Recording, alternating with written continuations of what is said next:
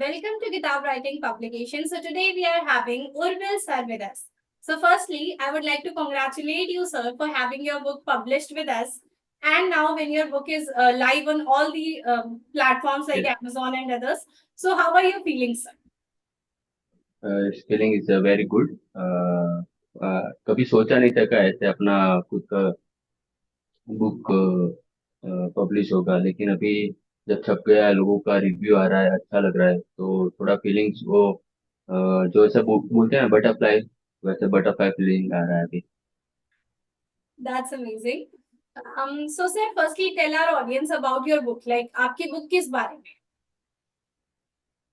मेरी बुक ऐसे कुछ कहानी वगैरह नहीं है, इसलिए उसका टाइटल भी ऐसा है कि कहानी नहीं किससे है। बुक उस बारे में है कि जैसे यूथ अभी गवर्नमेंट एग्जाम के पीछे जो पागल है, तो थोड़ा बहुत चैप्टर उसके बारे में है Okay. कि गवर्नमेंट एग्जाम तो दे, लेकिन अपना खुद का स्किल भी देखे। अगर वो पास आउट हो जाते हैं तो ठीक है, अच्छी बात है, लेकिन अगर पास आउट नहीं हुए तो वो as a boys as a girls खुद की लाइफ सर्वाइव कैसे करेंगे।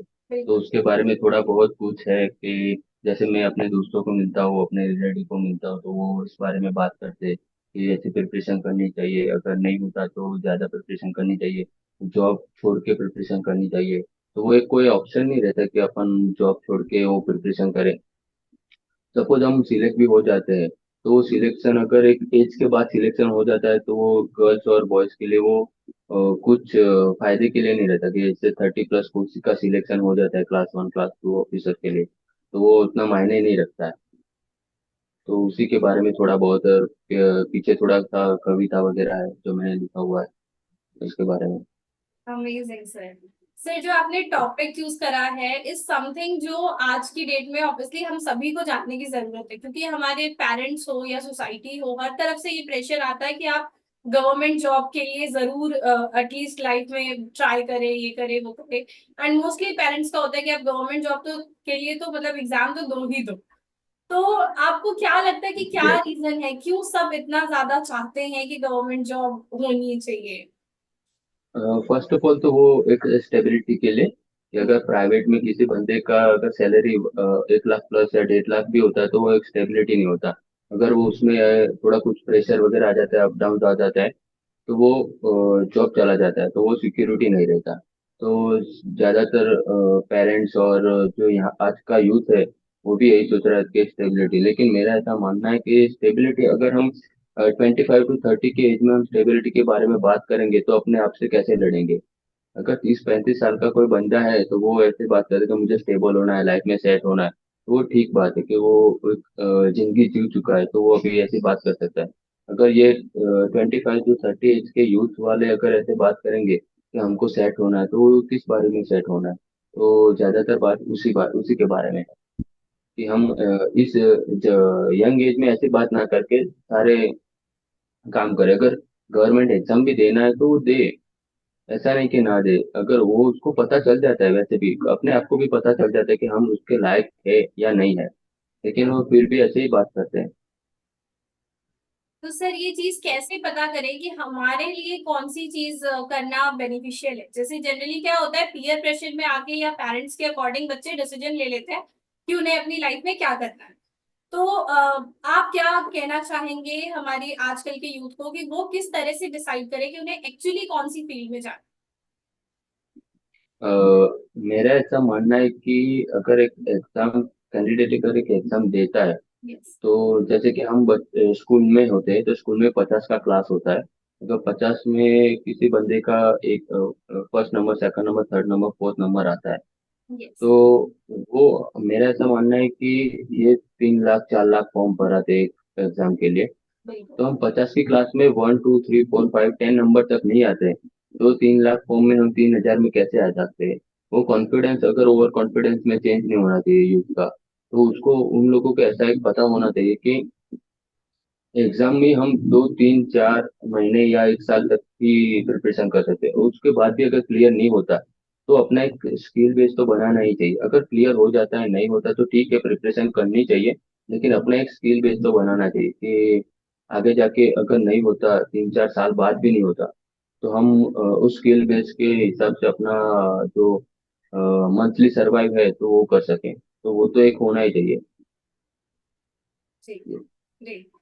सो सर, जैसे आपने कहा कि अपनी स्किल्स पे वर्क करना चाहिए और उसके मतलब स्किल्स को प्राइमरी फोकस पे रखना चाहिए, और बाकी अगर यस। आपको गवर्नमेंट जॉब करनी है तो भी आप उसके लिए प्रिपेयर कर सकते बिल्कुल बिल्कुल बिल्कुल। हैं। जी। तो सर, जैसे एक हम हमेशा बात सुनते हैं कि अगर आप किसी भी ऐसे गवर्नमेंट एग्जाम में जा रहे हो तो आपके पास प्लान ए, प्लान बी, वो सब चीजें होनी चाहिए, तो वो क्या है, उसके बारे में थोड़ा सा इलाबोरेट। गवर्नमेंट एग्जाम में अभी ज्यादातर मैंने देखा है तो जो क्लास 3 का एग्जाम होता है तो वो ज्यादातर जिसने क्लियर किया है वो साइंस बेस्ड स्टूडेंट है। एक्चुअली वो जॉब होता है आर्ट्स बेस्ड स्टूडेंट का। तो ऐसे अगर हम देखा जाए तो वो साइंस बेस्ड स्टूडेंट आर्ट्स का जॉब खा रहा है। वो आर्ट्स वाला बंदा कितना भी मेहनत कर ले लेकिन साइंस के बंदे की तरह वो मैथमेटिक्स सॉल्व नहीं कर पाएंगे चाहे वो कितनी भी मेहनत कर ले।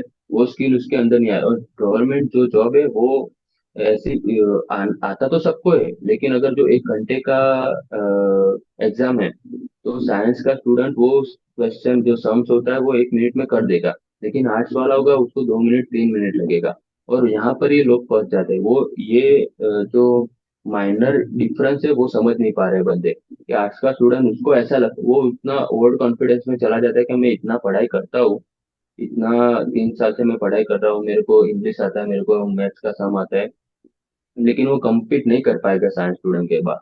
साइंस का जो स्टूडेंट है उसका ग्रेजुएशन उन्होंने 3 4 साल मैथमेटिक्स में किया हुआ है तो वो आगे जाके वो compete नहीं कर पाएगा। जी। सर, जैसे हम देखते हैं कि किसी भी गवर्नमेंट जॉब का जो सिलेबस होता है या जो उनका जो एग्जामिनेशन है, वो एग्जामिनेशन का अगर आप सिलेबस देखो तो वो वैसा है जिसका यूज अगर मतलब हम देखते हैं कि जो आपको जॉब मिलेगी, जो आपको काम करना है, उसमें उसका कोई ऐसा यूज नहीं है। तो इन दैट नहीं वे होगा।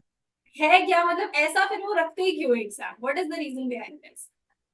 वो तो मैं भी जानना चाहता हूँ कि इतना इतना अगर है ही नहीं तो रखते क्यों है। और दूसरा मेरा एक वो क्वेश्चन था कि जिस हेडक्वार्टर में बंदे का है जैसे कि मैं अहमदाबाद में रहता हूँ तो मैं अगर किसी एग्जाम के लिए फॉर्म भर रहा हूँ तो मेरा आएगा किसी और स्टेट में या किसी और जिले में जो 400 500 किलोमीटर दूर है।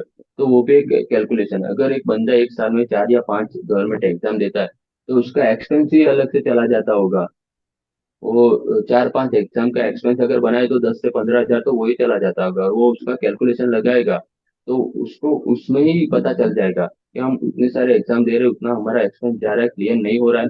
तो छोड़ना नहीं चाहिए लेकिन अपने स्किल बेस पर वर्क करना चाहिए अपने आप पर वर्क करना चाहिए। कोई भी काम छोटा बड़ा तो होता नहीं है।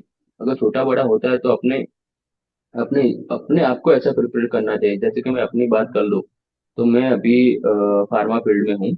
मैंने भी गवर्नमेंट प्रिपरेशन किया हुआ है। मैंने 2 साल प्रिपरेशन किया हुआ है लेकिन नहीं हुआ। लेकिन मुझे वो पता चल गया था लेकिन कि मेरे से नहीं होगा। मैं वैसे साइंस बेस्ड स्टूडेंट हूँ तो मेरा वो जो मार्कशीट का जो ओवरऑल है वो 80 से 90% का होता था हर हाल। तो वो अगर मेरा उतना नहीं होता तो जो 50 60% वाले हैं उनको ऐसा कॉन्फिडेंस नहीं रखना चाहिए। अगर रखना भी चाहिए तो वो वाली जॉब में रखना चाहिए जहाँ पर उनका सिलेबस के हिसाब से होगा। अगर किसी को कांस्टेबल या उसका नीचे का जॉब होगा तो उसमें सिर्फ आईपीसी की वो होता है धाराएं होती है कलमें होती है उसके बारे में अगर पढ़ता है तो वो ठीक बात है। लेकिन वो साइंस या रीजनिंग या मैथमेटिक्स के बारे में जाएगा तो वो क्लियर नहीं कर पाएगा कभी ना कभी। तो उसको वो एक अंदर से खुद को पता होना चाहिए कि ये वो नहीं हो पाएगा। Okay sir. जी। तो सर, आपने भी इस फेज को जिया है, तो वो कैसा होता है फेज, लाइक किस तरीके से मतलब आपने कैसे ये चीज को आइडेंटिफाई करा कि आपको गवर्नमेंट जॉब नहीं मुझे करनी है, या जो भी आपकी जर्नी मुझे थी? ऐसा लग यस यस मुझे ऐसा लगता है कि ये जो फेस है वो टोटली शो ऑफ का फेस है। अगर मैं प्रिपरेशन कर रहा हूँ मेरे से नहीं हो जिसका हो रहा है उसके बात नहीं कर रहा लेकिन जिसका नहीं हो रहा है उसको मुझे ऐसा लगता है कि ये शो ऑफ का फेज है।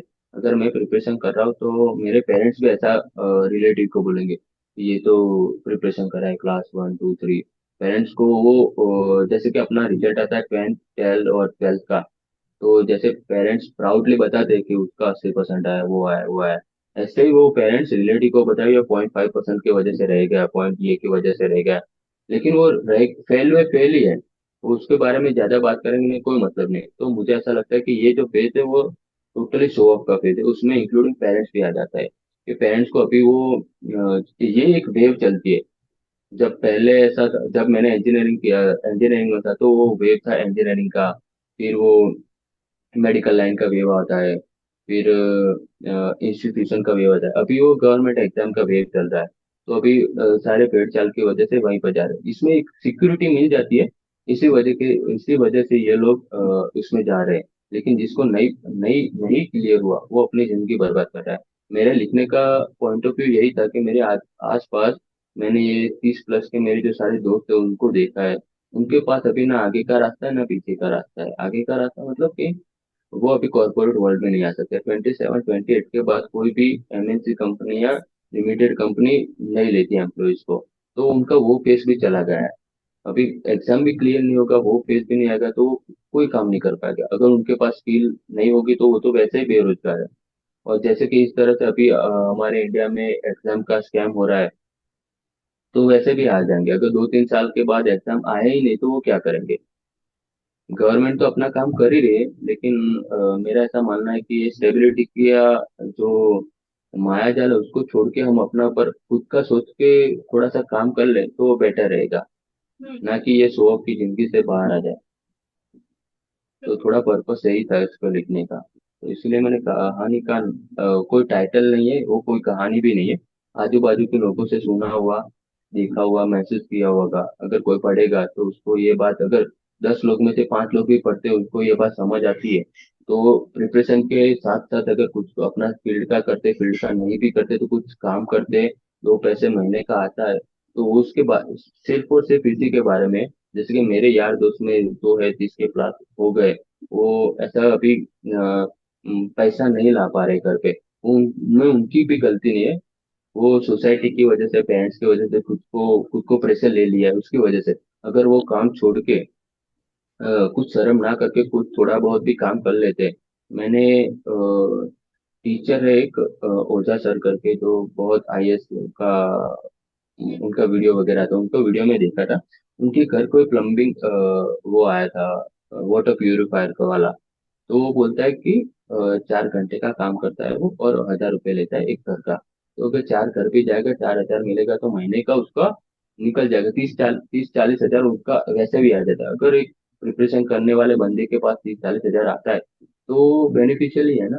अगर वो इसमें नहीं करेगा तो उसमें तो कर ही देगा। बिल्कुल। जी।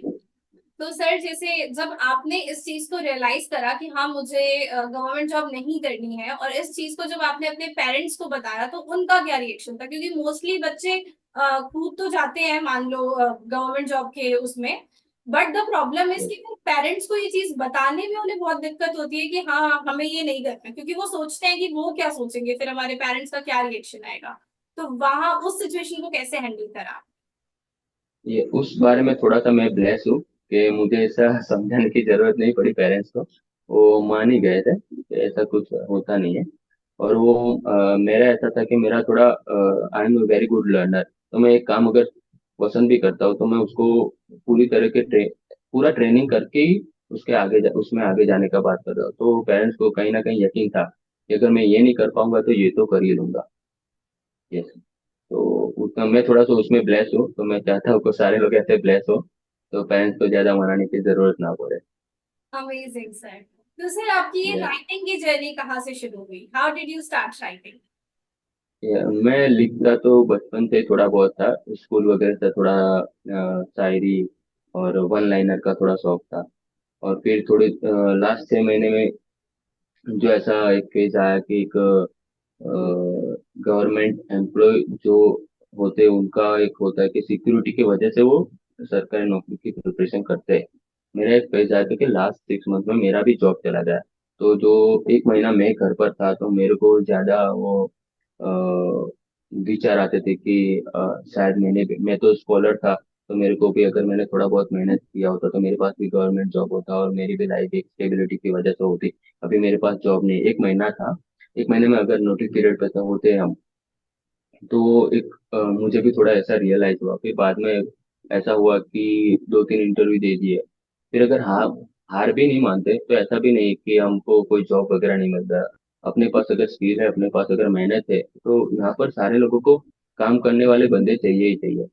तो वो मेरा जो पिछला जॉब था उस वो छोड़ के मैंने उससे राइज लेके नया जॉब ले लिया, तो उसके बाद मेरे को इंस्पिरेशन मिली कि ऐसा कुछ नहीं है, गवर्नमेंट जॉब होता है तो ठीक है, नहीं होता है तो सारे काम करके मेहनत करके पैसा लाने का यही अपना एक मोटो होना चाहिए। ऐसा नहीं कि वहां से आना चाहिए वहां से आना चाहिए। तो जब मेरा ये फेस निकल गया, मेरे को नई जॉब मिल गई विथ राइज, तो मेरे मुझे कॉन्फिडेंस आया कि अभी तो थोड़ा लिखना चाहिए और सबको ऐसा बताना चाहिए कि मेरा जॉब छूट गया, बाद में भी मेरे पास जॉब है विथ राइज है, और अभी अच्छे अच्छे से मेरा सरवाइव चल रहा है। ऐसा नहीं है कि जॉब चली जाए तो अपने को कुछ नहीं मिलता या नहीं मिलता। तो उसके एक इंस्पिरेशन वहां से आया था। तो 6 महीने लगे मुझे थोड़ा सा टॉपिक छेड़ने को। फिर मैं लोगों को मिलता था कि क्या होता है तेरा, कैसा चल रहा है प्रिपरेशन, अभी आगे का क्या सोचता है क्या नहीं, तो उसके बारे में थोड़ा लोगों ने बताया, फिर मैं आके लिखता था। तो वहां से एक थोड़ा सा स्टार्ट हुआ। फिर किताब राइटिंग पब्लिकेशन के साथ तो मैं पिछले 2-3 सालों से हूँ। तो वहां से मुझे रोज अपडेट आता था कि कैसे कैसे करते हैं। फिर मैंने दिव्या मैम से बात की तो उन्होंने थोड़ा गाइड किया कि ऐसा ऐसा होता है। फिर थोड़ा लिखने का स्टार्ट किया। फिर अभी बुक छप गई, सारे लोगों को दिखा रहा है तो अच्छा लग रहा है कि कोई मानेगा। उसी दो दो तीन लोगों को भी अगर एहसास होगा कि ऐसा नहीं ऐसा भी होता है, तो ठीक है, लिखने का अपना व्यर्थ नहीं जाएगा। जी, ग्रेट सर। तो सर आपकी स्ट्रेंथ के बारे में बताइए कि वो क्या चीज है जिसने आपको स्ट्रेंथ प्रोवाइड करा है लाइफ में कि आप इतना कुछ अचीव कर पाए हैं। पहला तो थोड़ा मैं अपने आप को ब्लेस मानता हूँ। मेहनत है सेकंड चीज, लेकिन ब्लेस मानता हूँ कि मैं अभी तक डिमोटिवेट नहीं हुआ किसी भी चीज की वजह से। जब जॉब छूटना था उसके सेकंड डे भी मेरे पास ईएमआई था, घर का और कार का दोनों का। तो जो भी जब मैंने रेजिग्नेशन दिया था तो सेकंड डे मेरे को वो डिमोटिवेशन नहीं था कि मेरे पास जॉब नहीं है या तो मैं कैसे वो ईएमआई पे करूंगा, क्योंकि वो मेरा थोड़ा कैलकुलेटर था कि अपने को ये सेविंग करना है। अगर जॉब आज नहीं है तो कल चली जाएगी, तो 6-7 महीने का हमको वो सेविंग रखना ही चाहिए कि अगर अपने पास जॉब चला जाता है तो वो मेरा एक वो वाला स्ट्रेंथ है कि मैं एक कैलकुलेट पर्सन हूँ। तो आगे चल के वो मुझे बहुत फायदा हुआ है अभी तक तो। फिर डिमोटिवेट नहीं होता अगर कोई भी सिचुएशन आ जाती है, तो पेरेंट्स सपोर्टिव है, छोटा सिस्टर है वो सपोर्टिव है, फ्रेंड सपोर्टिव है, तो सारे लोगों का सपोर्ट मिल जाता है। अगर मैं किसी से बात भी करता तो वो मुझे ऐसा नीचा नहीं दिखाते, मेरे को मेरी बात को सुनते हैं। तो मुझे वहां से कॉन्फिडेंस आता है। जहां तक मैं जानता हूँ लोगों को, अगर वो कुछ बात बोलते हैं तो वो लोग बात उनकी सुनते नहीं, वहां से वो डिमोटिव और उनका आत्मविश्वास डाउन हो जाता है। अभी तक मेरे साथ ऐसा नहीं हुआ, और वो मेरा स्ट्रेंथ भी है।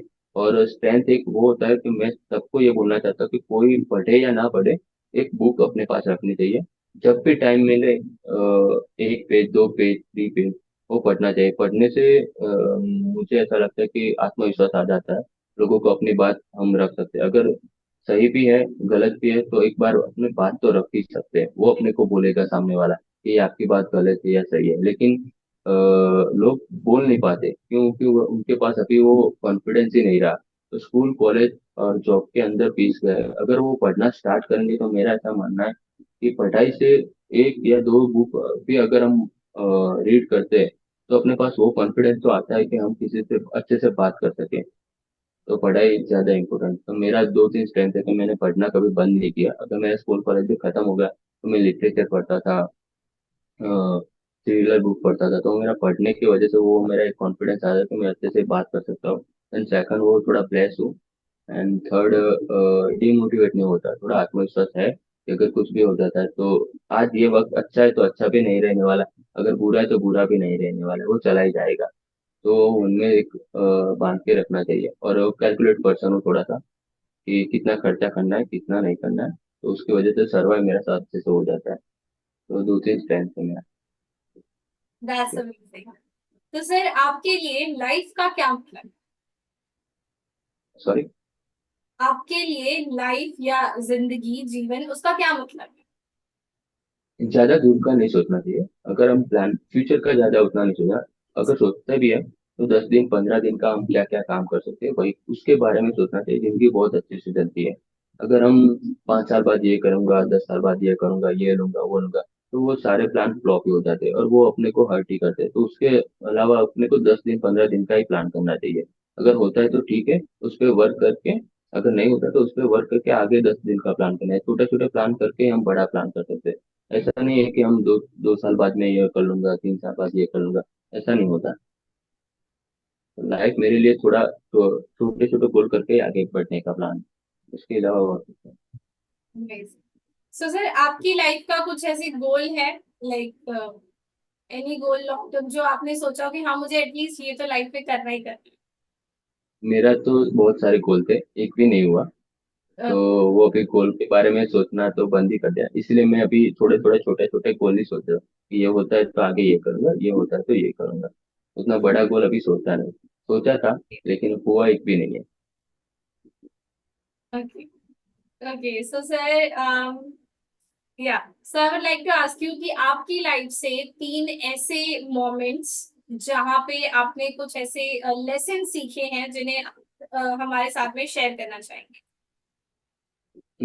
फर्स्ट तो जब मैंने 12th पास किया था जी और इंजीनियरिंग चूज किया, तो वो मेरे फील्ड का था ही नहीं। इंजीनियरिंग मैंने 6 महीने में ही छोड़ दिया, मुझे पता चल गया कि ये मेरे से नहीं होगा। एक वहां से एक लेसन मिल के फिर मैंने बीएससी ज्वाइन किया और वहां पर फर्स्ट क्लास आ गया। तो वो मेरा एक लेसन था कि जो भी डिसीजन लो, खुद का लो, और लेने के बाद उस पर पछतावा करने के वजह से उस पर ही मेहनत करो। खुद के डिसीजन पर मेहनत करोगे तो कभी ना कभी वो इलेवरेट हो जाएगा।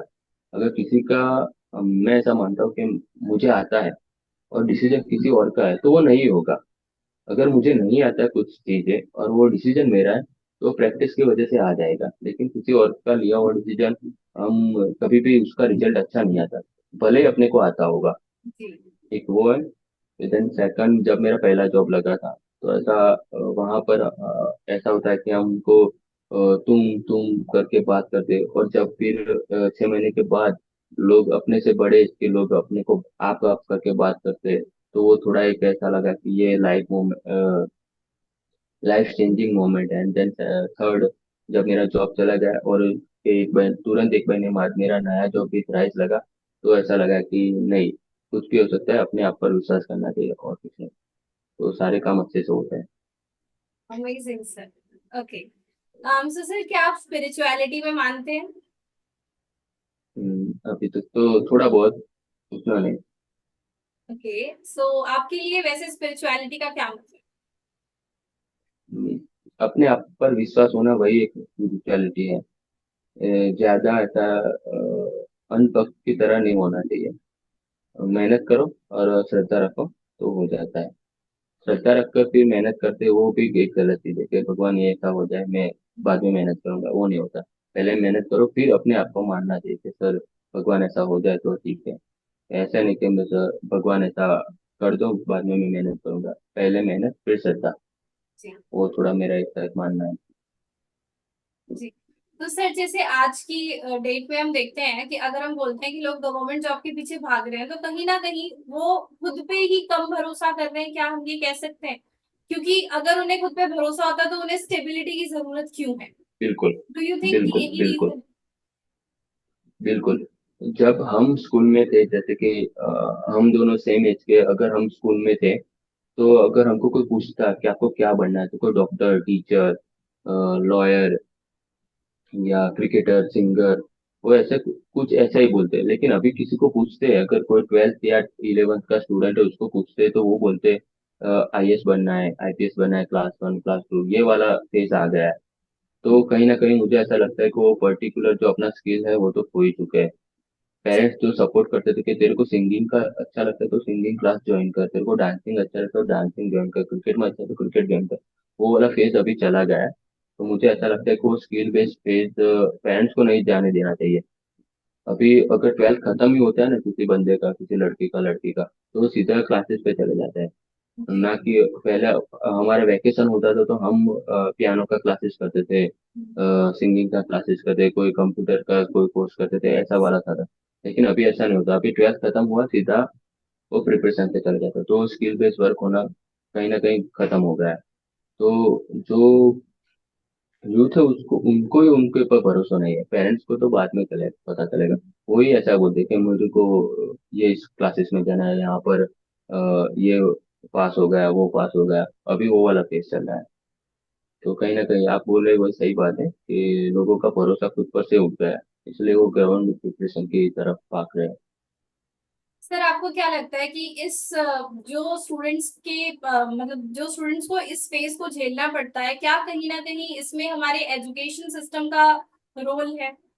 बिल्कुल बिल्कुल बिल्कुल बिल्कुल। अभी एजुकेशन सिस्टम तो ऐसा हो गया है कि लोग आज से अगर 10 साल बाद लोग ऐसा पढ़ाई वढ़ाई करने के हम्म। अलावा रेडी लगाना स्टार्ट कर देंगे, जैसे कि सोशल मीडिया पर चल रहा है रेडी वाला कॉन्सेप्ट, कि रोडी खोलो और अमीर हो जाओ, रेडी खोलो और अमीर हो जाओ। तो मुझे ऐसा लगता है कि उसके लिए अगर 10 साल बाद उसका कोर्स आ जाएगा कि साइंस आर्ट्स छोड़ दो और रेडी वाला कोर्स ले लो, तो एजुकेशन सिस्टम का उनको सोशल मीडिया पे इतना बढ़ावा नहीं देना चाहिए।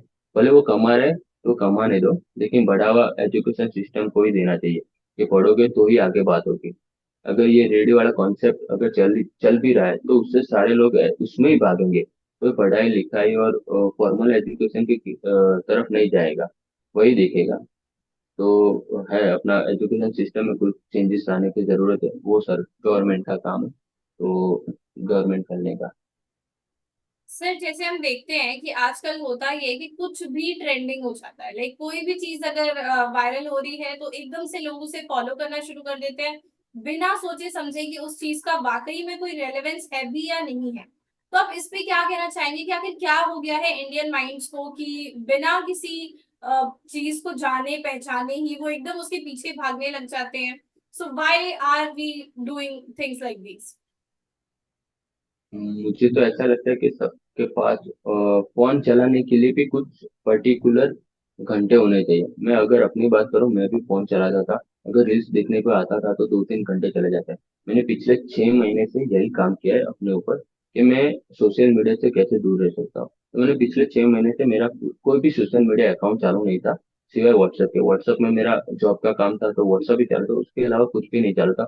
मुझे पता ही नहीं था कि क्या चल रहा है क्या नहीं चल रहा है सोशल मीडिया पे। इंस्टाग्राम नहीं, स्नैप नहीं, कुछ भी नहीं। तो ऐसा भी नहीं है कि हम सोशल मीडिया से दूर नहीं रह सकते, रह सकते हैं। मैंने खुद अपने आप पर किया हुआ है। मैं संडे को भी मैंने खुद को ऐसा प्रिपेयर कर लिया कि फोन नहीं उठाना तो नहीं उठाना। मेरा एक बॉस है, उन्होंने मुझे को बोला था कि जब तेरे पास फोन नहीं था तो किसी को तेरी जरूरत थी तो क्या करते थे? मम्मी पापा को फोन करते थे, तो वैसा ही करने देना था। संडे को दिन तो जो ऑफिस का कोई फोन आएगा नहीं। अगर किसी को भी तेरी जरूरत होगी तो मम्मी पापा को फोन करे, कहीं ना कहीं तू रीच हो जाएगा उसके लिए। ऐसा तेरे को ढूंढने की जरूरत नहीं पड़ेगी कि तू वो एक ख्वाब में मत चल कि लोगों को मेरी जरूरत है तो कैसे चलेगा, फोन नहीं आता। तो मैं संडे के दिन फोन यूज ही नहीं करता।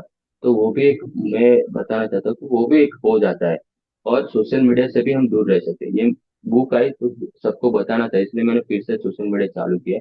लेकिन वो भी मैंने वो ट्राई करना चाहता था कि मैं दूर रह सकता हूँ कि नहीं रह सकता हूँ, तो मैं उसके बारे में बोलूंगा कि ऐसा नहीं हो सकता है। नहीं रह सकता तो मैं किसी को बोलने का कोई मतलब नहीं रहता। That's great. तो जितना हो सके उतना मैं वो चाहता हूँ कि यूथ को ज्यादातर वो नहीं देखना चाहिए कि रेडियो वाला वो हो जाता है, अपने आप पर काम करेंगे तो वो हो जाता है। बिल्कुल। जी। सो सर क्या आप राइटिंग के अलावा और खाली टाइम में आपको क्या करना पसंद है? खाली टाइम में तो अच्छा खाना, आई एम फूडी, तो मुझे खाने का बहुत शौक है। और क्रिकेट मेरा पैशन रहा है हमेशा से, तो क्रिकेट, ये दोनों चीज है। कभी कभी ट्रैवलिंग कर देता है कि कहीं पर घूमना अच्छा लगता है दोस्तों के साथ ज्यादातर। Great. Great. So would you like to give some message to our audience? Ready के बारे में ना सोचकर सिर्फ और सिर्फ एजुकेशन के बारे में सोचे। और देन सेकंड चीज, बुक खरीदे और पढ़े। उससे कहीं ना कहीं किसी भी फील्ड में हो गया, ऐसा नहीं कि इसी राइटिंग फील्ड में या किसी किसी भी फील्ड में आपको कुछ भी बुक पढ़ो, पढ़ने से एक कॉन्फिडेंस जरूर आता है। तो उसके बारे में एक बताना चाहता हूँ कि बुक बुक तो पढ़ना ही चाहिए। खरीदो ना खरीदो सेकंड नंबर की चीज है। जी। ग्रेट। ये ओके सर। सो आपका, जी, आपका हमारे साथ नहीं, में एक्सपीरियंस कैसा रहा किताब राइटिंग बिल्कुल बिल्कुल कॉम्पिटिशन? आपका जी। बिल्कुल बहुत ही अच्छा था। और अभी सोच रहा हूँ कि नेक्स्ट मंथ मेरा सेकंड बुक भी आ जाएगा। वो पहले से प्रिपेयर था, पहले से ही वो प्रिपेयर था, लेकिन ये वाला थोड़ा देखा हुआ था। तो ये 6 मंथ का जो लास्ट पीरियड चल रहा था मेरे लाइफ का, उसके बारे में था। लेकिन मेरा सेकंड बुक जल्दी आ जाएगा, वो भी किताब पब्लिक राइटिंग से ही आएगा। और आपसे बात करने का अच्छा लगा। आपका जो क्वेश्चन था वो उन्होंने उसको थोड़ा मुझे कॉन्फिडेंस दिया, लेकिन मैं थोड़ा घबरा रहा था कि कैसा होगा, फर्स्ट इंटरव्यू है, कभी ऐसा कैमरा फेस नहीं किया है। लेकिन जैसे जैसे आप क्वेश्चन पूछते गए वैसे वैसे मेरा आंसर रेडी होता गया। तो एक अच्छा कॉन्फिडेंस था। Yes. Amazing sir, thank you so much for your kind words. Thank you, thank you. Sir आपको लगता है, मतलब अगर आपके पास हमारे लिए कोई सजेशन है जिससे हम हमारी सर्विसेज को इम्प्रूव कर सके, so please do share that with us. No no, अभी तो आप जो भी करे बहुत अच्छा है, अभी तो कुछ सजेशन नहीं है। अगर होता है तो बाद में बताऊंगा, लेकिन अभी तो जितना अपना इंटरव्यू हुआ है बहुत ही अच्छा है। और कॉन्फिडेंस के साथ दिया, वो भी एक अच्छी बात है। सारे क्वेश्चन अच्छे थे, तो सब कुछ अच्छा है अभी तो। Thank you so much sir for your kind words. It was a really amazing interview. आपसे काफी सारी चीजें सीखने को मिली एंड होप हमारी ऑडियंस थैंक यू। भी इस चीज को समझे कि गवर्नमेंट जॉब बिल्कुल। के पीछे भागना इज लाइक, हाँ अगर आपका सच में इंटरेस्ट है तो आप बिल्कुल जाइए, यस। बट अदरवाइज उसके पीछे सिर्फ भेड़ चाल में भागना is not at all right. So yes, thank you yes. So much for this amazing interview. Thank you, thank you, thank you very much. Thank you sir. Thank you. Have a nice day. And yes, we will be waiting for your second book for sure. Yes, yeah, बिल्कुल बिल्कुल, yes. Thank you. Thank you.